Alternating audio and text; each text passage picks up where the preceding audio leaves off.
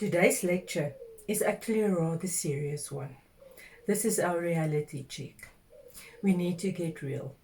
It came under my attention that there's parents who are drugging their children to keep them calm, to play inside the house, or to be able to cope with the current situation.